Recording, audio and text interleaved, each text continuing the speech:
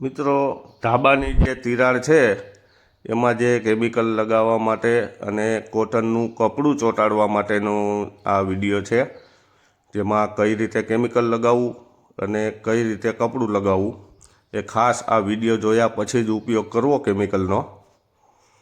આ કેમિકલ પહેલાં તિરાડ પર લગાવી દેવાનું છે. તિરાડ મોટી એટલે કે જે આપણો નખ જેવડી સાઇઝ હોય, નખ અંદર વયો જાય એવડી સાઇઝ, એના માટેનું છે.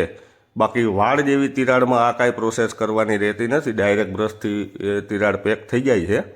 આ મોટી તિરાડની વાત છે, જેને નખ વયો જાય એનાથી મોટી તિરાડ આપણે કહી શકાય.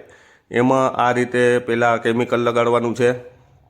પછી જ્યાં તિરાડ છે એ વચ્ચે આવે, કપડાની સેન્ટરમાં આવે એ રીતે કપડું લગાવવાનું છે. કપડું વ્યવસ્થિત તાજા કેમિકલમાં જ ચોંટાડવાનું છે, સુકાય એ પહેલાં. બને ત્યાં સુધી હાથથી દબાવવું નહીં. હાથથી લગાડવામાં હાથમાં કેમિકલ ચોંટી જાય તો પેટ્રોલ અથવા ડીઝલથી હાથ સાફ કરવા પડે છે. એટલે એવું લાગે તો હાથ મોજા અથવા ઝબલાનો, કોથળીનો ઉપયોગ કરવો, હાથમાં પહેરી પછી લગાવવું. અને સંપૂર્ણ પટ્ટો વ્યવસ્થિત ચોંટી જાય પછી ઉપર આ રીતે પાછું કેમિકલ મારી દેવાનું છે, જેથી કપડાની નીચે અને કપડાની ઉપર બંને સાઈડ કેમિકલ આવી જાય. અને ખાસ કરીને જે આ કપડાની બોર્ડર હોય એની બહારની સાઈડ કેમિકલ નીકળવું જોઈએ, ઓછામાં ઓછું 2 આંગળ જેવું વ્યવસ્થિત કોટ થવું જોઈએ.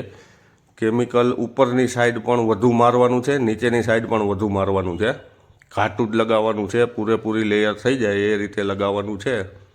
તો આ રીતે તમારે ફિનિશિંગ આવી જશે અને 100% કામ થશે. કપડું નહીં લગાવો તો 90% કામ થશે, કારણ કે ક્યાંક ને ક્યાંક એવું બનશે કે તિરાડ ખુલ્લી રહી જાય. ખુલ્લી એટલે ઉપરથી તમને કેમિકલ લગાવશો ત્યારે એવું લાગશે કે તિરાડ પેક થઈ ગઈ છે, પણ એ કેમિકલ તિરાડ મોટી હોય ને તો અંદર ઉતરી જશે ને ઉપર પાછું ખુલી જશે. પણ આ કપડું આ રીતે લગાવવાથી તમને 110%નું રિઝલ્ટ મળશે.